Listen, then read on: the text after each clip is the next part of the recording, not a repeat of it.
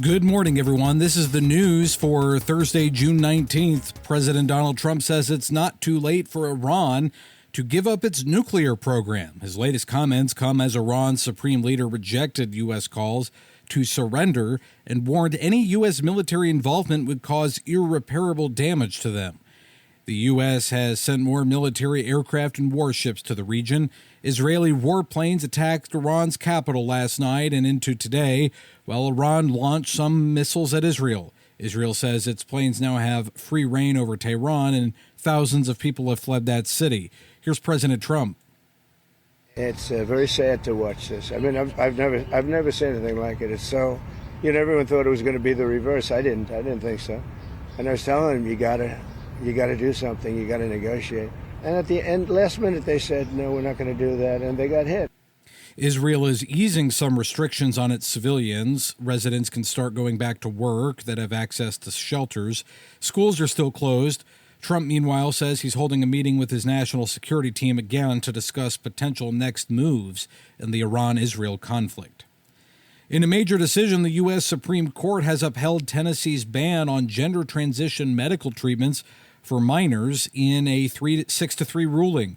The court found the law does not discriminate based on sex and is constitutionally valid, siding with 25 states that back similar restrictions. Supporters, including Tennessee's Attorney General and Christian legal groups, called it a victory for protecting children. The Alliance Defending Freedom CEO and President Kristen Wagoner called Wednesday's decision a monumental victory for children and said, quote, "No one has the right to harm a child."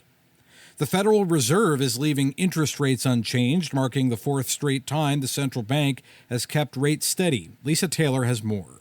Fed Chair Jerome Powell spoke after the decision. We believe that the current stance of monetary policy leaves us well positioned to respond in a timely way to potential economic developments. Rates will remain high and hover between 4.25% and 4.5%. Mortgage rates are near 7%, and the average credit card rate is north of 20%.